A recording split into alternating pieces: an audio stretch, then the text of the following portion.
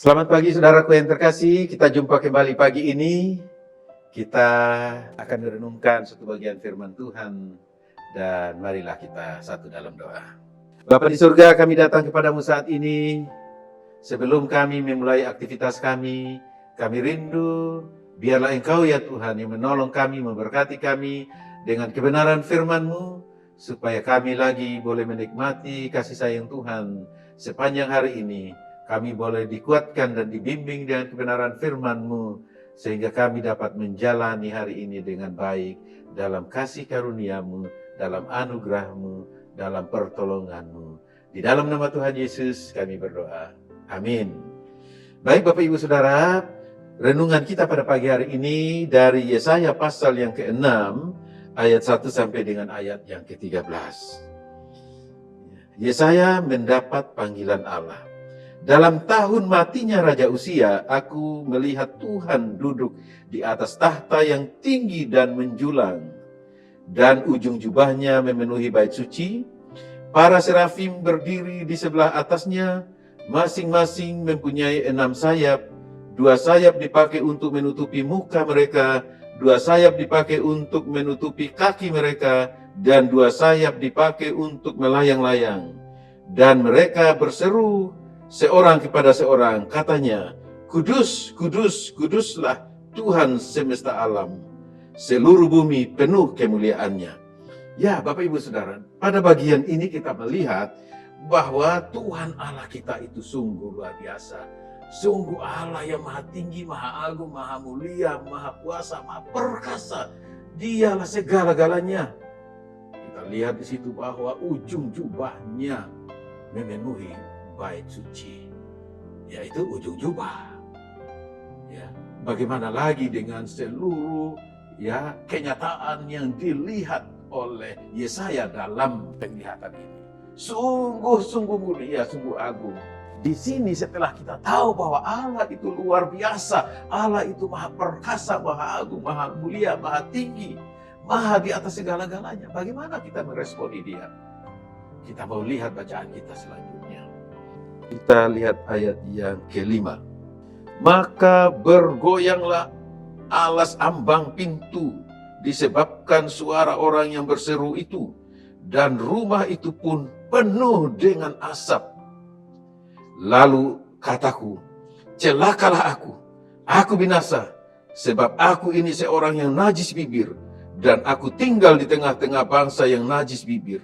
Namun mataku telah melihat Sang Raja, yakni Tuhan semesta alam. Di sini kita lihat bahwa Yesaya meresponi kenyataan yang dia lihat itu. Celakalah aku. Ya, matilah aku. Aku seorang yang najis bibir. Bapak Ibu Saudara, respon paling awal ketika kita menghadapi kekudusan kemuliaan Allah, sadar diri berdosa, dan kita mengagumi Dia yang Allah yang maha perkasa, maha agung, maha mulia itu. Nah, dalam ibadah kita hari lepas hari, atau di dalam ibadah kita di gereja, atau sekarang ini kita mengikuti live streaming, adakah kita mengagumi Dia, Allah yang maha agung, maha mulia, perkasa, pencipta langit dan bumi itu? Allah yang maha besar, Allah yang luar biasa, yang dahsyat. Adakah kita merasakan kekaguman itu? Memang mungkin sulit kita merasakannya karena kita tidak melihatnya langsung. Tapi kita ingat Tuhan Yesus katakan, di mana 2 atau 3 orang berkumpul dalam namaku, di situ aku hadir, di situ aku ada. Ya, di situ Tuhan Yesus ada bersama-sama dengan kita. Bagaimana sikap kita? Bagaimana tindakan kita? Bagaimana kita mengikuti ibadah? Adakah kita kagum? Dan kalau kita berdoa untuk mohon pengampunan dosa, apakah kita juga benar-benar menyadari dosa kita, kekurangan kita, kelemahan kita saat mau berdoa pengakuan dosa? Kalau kita tidak kerjakan ini dengan penuh kekaguman dan penuh takut akan Tuhan, bisa saja kita mengakui berdosa di hadapan Tuhan, tetapi tidak sungguh dari hati, dan itu artinya kita tidak dapat pengampunan. Bapak, Ibu, Saudara, yang Tuhan rindukan itu ialah hati kita, respon kita. Kita lihat di sini bahwa Yesaya dia berespon begitu rupa. Dia langsung sadar dia berdosa, dia adalah orang yang najis bibir, tinggal di tengah-tengah yang najis bibir. Ya, berbicara tentang najis bibir di sini artinya orang yang tidak bisa jaga mulut, orang yang suka marah-marah, orang yang suka ngomongin orang lain, ngata-ngatain orang, ya, orang yang suka gosip dan sebagainya. Ini najis bibir. Tapi terkadang kita tidak merasakan kalau kita najis. Mari Bapak, Ibu, Saudara, ketika kita beribadah, kita mau sungguh serius akan hal ini. Kehadiran Allah, kita perlu mengaguminya. Dan juga kita perlu untuk merasakan ya keberdosaan kita. Ingat, kita mengaku sungguh-sungguh dari hati kita. Mohon pengampunan Tuhan. Karena kita sebenarnya sedang menghadap Allah yang Maha Kudus, Maha Agung, Maha Mulia. Inilah yang perlu kita perhatikan Bapak, Ibu, Saudara. Yang kedua ialah di dalam meresponi Allah yang Maha Kudus ialah dalam ayat yang ke-6 dan ayat yang ke-7 dikatakan. Tetapi seorang daripada serafim itu terbang mendapatkan aku. Di tangannya ada bara yang diambilnya dengan sepit dari atas mezbah. Ia menyentuhkannya kepada mulutku serta berkata, lihat, ini telah menyentuh bibirmu, maka kesalahanmu telah dihapus dan dosamu telah diampuni. Bapak, Ibu, Saudara, ya, respon dari Tuhan ialah memberi pengampunan kalau kita serius mengaku dosa kepada Tuhan. Ya, jika kita mengaku dosa kita, maka Ia adalah setia dan adil, sehingga Ia akan mengampuni segala dosa kita dan menyucikan kita dari segala kesalahan. Itulah yang Allah mau kerjakan bagi kita. Asal kita serius sungguh-sungguh. Tuhan, ampuni aku. Jadi di dalam bagian ini, Yesaya benar-benar menyadari keadaannya. Dia berserah untuk dibersihkan oleh Tuhan. Dia sungguh-sungguh berserah. Dan Tuhan, Allah yang setia, memberi pengampunan dengan limpahnya. Kita lihat bahwa penting bagi kita di dalam meresponi Allah yang Maha Kudus. Siap untuk dibersihkan, siap untuk dikoreksi oleh kebenaran firman Tuhan. Dan kita mengaku dengan sungguh bahwa kita manusia berdosa. Tuhan mengampuni kita. Yang ketiga, respon yang ketiga ialah memberi diri dan mempersembahkan diri untuk melayani Tuhan dengan sukarela. Dalam ayat yang ke-8 dikatakan, lalu aku mendengar suara Tuhan berkata, siapakah yang akan kuutus dan siapakah yang mau pergi untuk aku? Maka sahutku, ini aku, utuslah aku. Bapak, Ibu, Saudara yang terkasih, setiap kita yang adalah anak-anak Tuhan, Tuhan selalu merindukan keterlibatan kita dalam melayani. Ya, bukan Tuhan tidak bisa melakukan pekerjaannya itu sendiri, bukan tidak bisa. Tetapi Dia mau melibatkan kita anak-anak Tuhan. Dan Dia bertanya kepada kita. Dan tentu pertanyaan itu juga ditujukan kepada kita sesuai dengan kemampuan yang ada pada kita, yang Dia sudah berikan kepada kita. Jadi dalam hal ini panggilan kita satu dengan yang lain tentu berbeda, tidak sama. Ya, kalau Tuhan memanggil saudara menjadi hamba Tuhan, anak-anak muda ini khususnya mau pergi sekolah untuk menjadi seorang hamba Tuhan, jangan tunda-tunda atau jangan mengatakan belum, aku belum mau, nanti aja. Jangan, berikan respon terbaikmu dan Tuhan akan menolong engkau dan memberkati engkau dan akan memakai engkau. Ya, mungkin kita tidak semua harus jadi hamba Tuhan.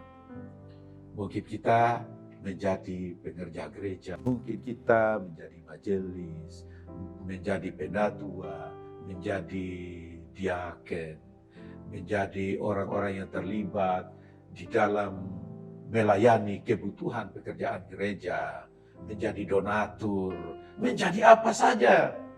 Tentu itu yang Tuhan mau kita berespon baik, karena Dia sudah berikan kepada kita kemampuan untuk kita melakukannya. Dan di sini, ya, seperti Yesaya katakan, ini aku, utuslah aku. Ya. Mari kita juga dapat berkata kepada Tuhan, Tuhan memanggil kita jadi apa saja, seperti yang Dia mau untuk kita lakukan. Katakan kepadanya, ini aku Tuhan, pakai aku. Ya, walau secara sederhana yang bisa kita lakukan, lakukan. Bukan soal besar kecil yang kita lakukan, tetapi soal kesungguhan hati kita melakukannya. Itu yang bernilai 100% di hadapan Tuhan. Bukan soal kecil yang kita dapat, yang kita berikan, yang kita bisa. Tapi soal kesungguhan hati di dalam kita melakukannya. Itu yang bernilai tinggi di hadapan Tuhan. Bapak Ibu Saudara yang terkasih, kita lihat di sini bangsa Israel benar-benar memang mereka ini bangsa yang sudah sangat bejat di hadapan Tuhan. Dan pada saat itu Tuhan mau berbicara kepada Yesaya. Tuhan mau kasih tugas kepada Yesaya supaya memberitakan firman Allah kepada bangsa yang tegar tengkuk ini, kepada bangsa yang bejat moral ini, kepada bangsa yang tidak tahu diri ini. Dan Tuhan bilang begini, kemudian firman-Nya, pergilah dan katakanlah kepada bangsa ini, dengarlah sungguh-sungguh, tetapi mengerti jangan. Lihatlah sungguh-sungguh, tetapi menanggap jangan. Buatlah hati bangsa ini keras, dan buatlah telinganya berat mendengar, dan buatlah matanya melekat tertutup, supaya jangan mereka melihat dengan matanya, dan mendengar dengan telinganya, dan mengerti dengan hatinya, lalu berbalik dan menjadi sembuh. Sebenarnya ini adalah problem psikologis dari manusia-manusia yang keras hati. Ya. Jadi, ya, artinya begini, bahwa pergilah katakanlah kepada bangsa ini, dengarlah sungguh-sungguh tetapi mengerti jangan. Artinya begini, bahwa Tuhan memerintahkan kepada Yesaya, kabarkan, sampaikan yang aku mau engkau sampaikan. Tapi jangan paksa mereka untuk memahaminya. Jangan paksa. Karena mereka sudah keras hati. Biarin aja. Tapi tugasmu hanyalah memberitakan apa yang aku mau sampaikan. Dan lihatlah sungguh-sungguh tetapi menanggap jangan. Tunjukin bukti-bukti kepada mereka bahwa mereka jahat. Tapi tidak usah suruh mereka bertobat lagi. Karena ini memang sudah susah diomongkan, sudah susah diperingati. Tidak usah. Yang penting kau kabarin baik, kabarkan saja, sampaikan saja apa yang aku mau. Ya. Sehingga dikatakan, buatlah hati bangsa ini keras, dan buatlah telinganya berat mendengar, dan buatlah matanya melekat tertutup. Artinya, karena problem psikologis dari orang-orang yang keras hati, biasanya kalau kita nasihati, kita arahkan, kita kasih tahu bahaya sekalipun, mereka akan semakin keras. Karena itu, di sini dikatakan, buatlah hati bangsa ini keras. Buatlah dengan apa? Dengan kau sampaikan saja apa yang aku omongkan. Dengan engkau sampaikan aja firman kebenaran. Mereka akan keras dengan sendirinya. Jadi, sampaikanlah ini supaya hati mereka menjadi keras. Semakin keras, semakin keras. Karena apa? Tidak lama lagi penghukuman itu akan diberikan oleh Tuhan. Waktu kesempatan untuk mereka tobat sudah habis. Dan Tuhan mau di sini supaya mereka benar-benar akan dijadikan bukti murka Allah. Dan itu menjadi pelajaran bagi generasi berikutnya. Ya, sehingga kalau kita lihat di dalam ayat 11 sampai dengan 13, mereka memang akan dibabat habis semua. Yang tersisa pun akan ditebang, itu di dalam ayat yang ke-13. Tetapi Tuhan tetap akan membiarkan tunas yang akan keluar dari tunggul itu. Inilah Bapak Ibu Saudara. Nah, mari kita sebagai anak-anak Tuhan yang sudah berada di masa anugerah Allah sekarang ini, Tentu memang Tuhan tak pernah memaksa kita untuk bertobat. Tetapi Dia selalu merindukan pertobatan kita. Dia selalu menunggu kita, Dia selalu menuntun kita. Nah, bagi kita yang memang sudah terpanggil beribadah, terpanggil untuk ikut Tuhan, terpanggil untuk setia pada Tuhan, mari kita semakin lagi meresponi Tuhan dengan baik. Setiap kali pengakuan dosa, sadarlah dengan sungguh-sungguh, maka Ia akan mengampuni dosa kita. Dan ketika Dia minta kita turut melayani, melayanilah dengan sungguh-sungguh. Karena kemampuan melayani itu juga akan dilengkapi oleh Tuhan, akan diberikan oleh Tuhan. Inilah yang Tuhan mau dari kita.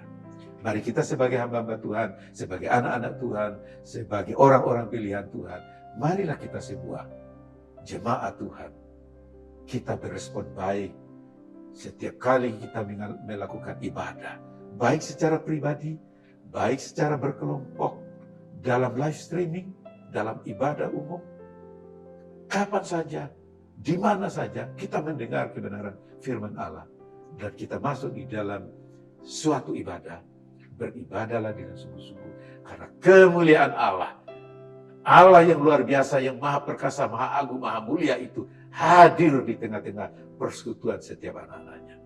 Inilah yang perlu kita sadari, dan supaya kita selalu akan mempermuliakan Tuhan dalam setiap ibadah kita, dalam setiap persekutuan kita, dalam setiap doa-doa kita bersama dengan Dia ketika kita berdoa dan mengucap syukur kepada Tuhan.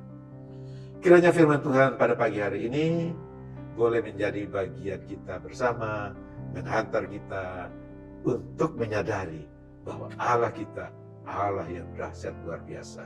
Karena itu ketika kita mendekatinya, dekatilah dengan penuh hormat, kagum akan Dia, Allah yang kita sembah, Tuhan dan Juru Selamat kita di dalam Yesus Kristus, Tuhan kita. Amin. Tuhan Yesus memberkati kita sekalian. Mari kita satu dalam doa. Bapa di surga, terima kasih ya Tuhan, kami telah merenungkan sebagian firman-Mu pada pagi hari ini. Berkatilah kami semua anak-anak-Mu yang sudah mendengarnya ya Tuhan. Dan biarlah kami boleh semakin kagum dan hormat akan Engkau. Walaupun kami tidak melihat dengan mata telanjang, tapi kami dengan mata iman mengagumi Engkau, bahwa Engkau sungguh Allah yang luar biasa. Engkaulah pencipta langit dan bumi, alam semesta ini adalah tumpuan kaki-Mu, dan Engkau ya Tuhan hadir di tengah-tengah persekutuan anak-anak-Mu. Terima kasih banyak Bapa, kami percaya Engkau hadir bersama-sama dengan kami yang berkumpul untuk mendengar firman Tuhan, walau dari rumah kami masing-masing. Biarlah Tuhan Engkau memberkati kami sekalian.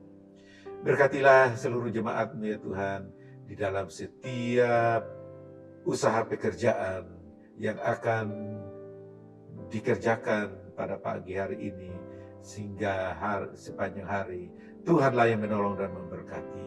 Biarlah kami semua yang bekerja, kami bekerja bersama Engkau dalam bimbingan dan tuntunan-Mu, dan segala yang kami lakukan, biarlah kami lakukan dengan penuh penghayatan bahwa ada Engkau, Tuhan yang menyertai kami, adalah Allah yang maha agung, maha mulia, maha tinggi, maha besar, Allah di atas segalanya. Terpujilah Engkau ya Bapa, ini doa kami, berkati kami sekalian anak-anak pagi ini, di dalam nama Tuhan Yesus kami berdoa. Haleluya, amin. Salam, Tuhan Yesus memberkati kita sekalian.